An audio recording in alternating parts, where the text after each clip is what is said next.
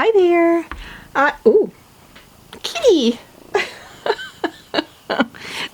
This past week I took a day off of work and I met up with my 3 besties that are up here in Maine that I art with all the time. I love them so much. Lindsay Wyrick, the Frugal Crafter, Angela Clark of Clark Fine Art, and Shanna Rowe Jackson of Caution Artist at Play. Please go look them up on YouTube. I will link them below. You probably already know of them. We had a great time. In the morning we met up and we painted plein air at this adorable little lake.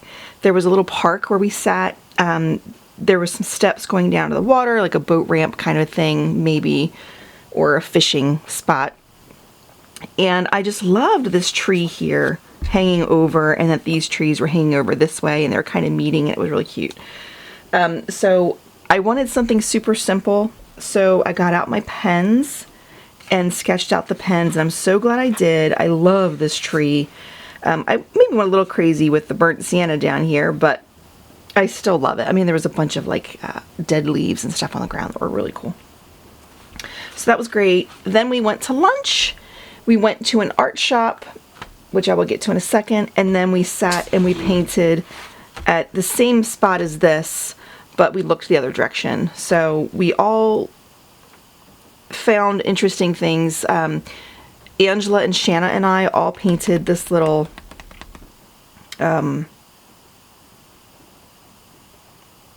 thing. What is this? Oh my goodness. Lindsay painted a church that was across the road. I really like how this turned out. I wasn't as happy with it the day that I did it outside, but now that I look at it, I absolutely love it. I used gouache with this one. This one I used core watercolors with my pen, but this I sketched out with pen first, and then I used gouache. And let me show you this. So, you know, this is really cute. It's adorable. When you add a little frame, it really steps it up a notch. I will never take it out of the sketchbook to frame it, but I'm just saying that sometimes you just need to look at it from a different way to see how you like it. And for me, it's putting a mat or a frame around it. And I really like it. I think it's adorable. So now on to what I bought. This is a weird mixture of stuff. So we went to a place that's, they have art supplies, but they're not going to continue selling them. So they're selling things, but it's for, you have to have like an appointment to get in, and it's like walking through time, because it's clear that it has been closed for a while and not many people have been shopping in there, and some things are a little dusty. Actually, a lot was dusty. I don't mind that one bit, but you have to know when you walk in that there's going to be things that you really want and things that you don't necessarily want, but that's okay because there's something for everybody. So this is what I got. Palette paper, because I was doing acrylic gouache the other day and I used a pad of palette paper from the dollar store that worked great, and I thought, well, I really like it, so let's just go ahead and get a pad of 40. Makes sense. So there's that. Another brayer, because I'm loving jelly printing, so why not get a brayer? I think I'm going to see if my family wants to play with jelly prints when they come visit, so that I have extra brayers for everybody. A word burning kit. Never done it before in my life, but I'm going to give it a try. So with that, I bought all of these little guys. I think there's like 10 of them. And then, oh wait, there's more. Yeah, there's more.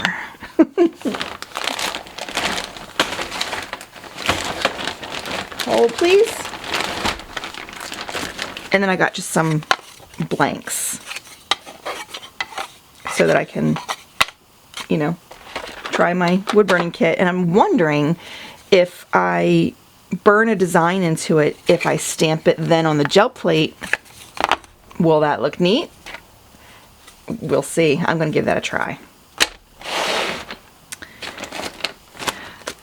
a bone folder for when I do sketchbook covers, and not sketchbook covers, but sketchbooks, so I can nicely fold over those signatures. Speaking of sketchbooks, a crocodile. Look how yellowed that is from being on the shelf and next to the door for so long. I almost bought one of these and I held off, and the reason I held off was because we have an old house, and while I want to have all of these things, I can't buy all of these things. I need to rein it in because, you know, priorities say I need to focus on fixing up this old house. So when I saw this, you know, at a discount, I got it, and I'm so glad I didn't place the order on Amazon because I would be returning it quick. So I got that, and then a bunch of eyelets to go with it. Now I am concerned that these eyelets will not go through my board that I have for sketchbooks because they're very similar in thickness, but you know, they were cheap. I'm also concerned that this won't go through it, but I'm going to have to try it. And I say that because the person that I saw using this, actually it was Angela Clark, not related, but she was using like chipboard, and this is a little thicker than that. I actually think this is probably twice the thickness. Maybe not, but it is thicker. So I'm going to need to try it. And then she said she used embroidery thread that she waxed for sketchbook binding. And I thought, hey, I can try that. For sure I can try that. Look at all these colors. Give that a try. Got a couple pens, because I never have enough pens. Some linseed oil for, I'm going to try oil pastels. So I might want some linseed oil to try to blend that background. I'm not sure, but I got it.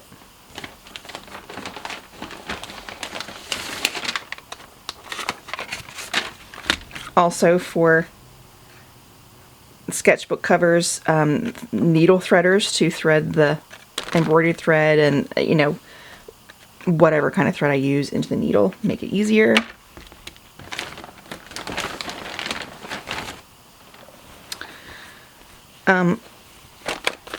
A towel, a flour sack towel. I don't know, I might stamp on it. But then I plan on putting it downstairs in my kitchen because I really like how absorbent these are.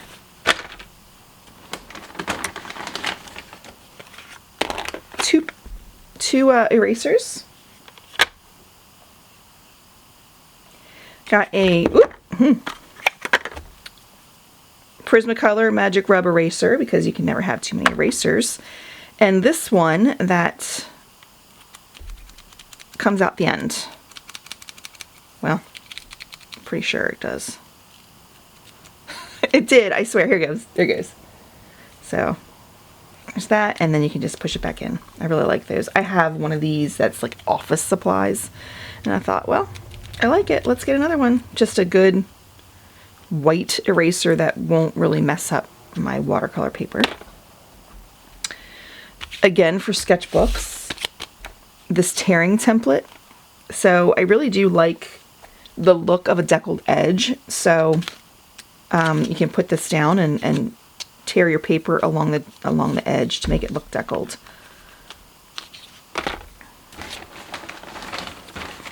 All right, we're getting to the end. Pastel chalk pencils. I had some of these.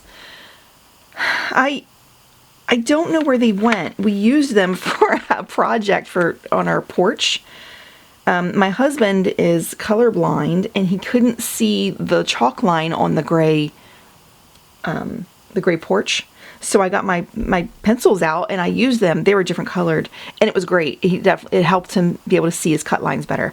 But I can't find them. I don't know where they went. I have a feeling they accidentally got thrown away, which is a real bummer. But I figured I would get these because sometimes you just need a little white highlight of something, or, you know, brown or gray or black, just in your sketchbook, just to enhance a little bit. So yeah, neutral colors. And lastly, because I keep saying I'm going to try collage, matte medium that I will use to put down my papers as a glue. So this is what I bought. I'm not going to tell you how much I spent. It was a great deal. It was a great deal. I probably should have spent the money on the house, but it was a great deal. And I've got a lot of projects out of this. I got a lot of things I'm going to use these things for. So, you know, sketchbook, jelly printing, collage, and that wood burning. I'm excited about that. I'm definitely gonna give that a try. So yeah, that's what I got. I think I'm gonna open up this crocodile and see if I can use it properly. Okay, I got it out. So while that plastic was brittle, there is nothing wrong with this baby. Now, how do I use it? Okay. This is the 1/8 inch, 3/16 inch. When you go like this, it will clamp here and it will cut at these two. 3/16 1/8 inch. I think I'm going to do, I don't know what size these are. I'll just try the 1/8 inch, see what happens. Alright, let's get it on here. Oh, no problem whatsoever. No problem. Let's do this size. Oh, super sharp. Alright, so that's really fat. Alright. Pop into these guys. Ooh.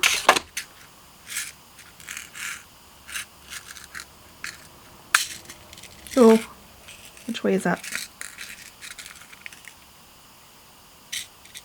There we go.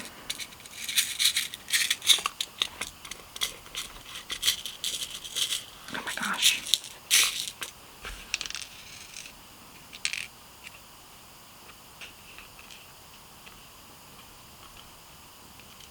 Oh, yeah, I think the 3/16 is going to be too small. I mean, the eyelet is going to be too small for the 3/16 size, which is fine. Alright, and then this goes on here like this. Oop.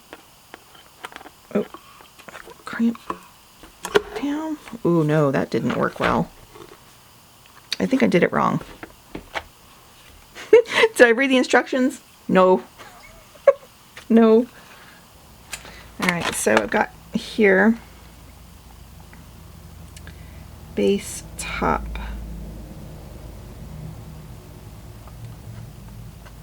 Top, base.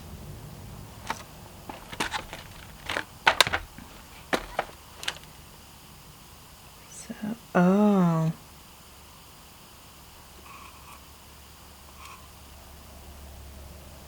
So it needs to go like that. I thought I did it that way, but maybe not. Sorry. This is riveting. Rivets. Let's see. No, it still messed it up.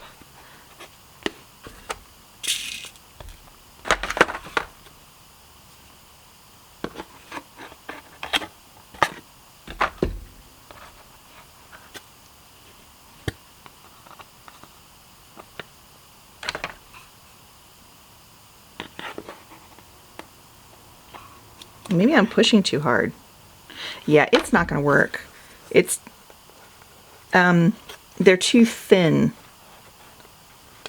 So I'm going to need to get bigger eyelets, which is completely fine. I will use those for something else, I'm sure. But these are definitely not going to work. So that's all right. Use these for something else.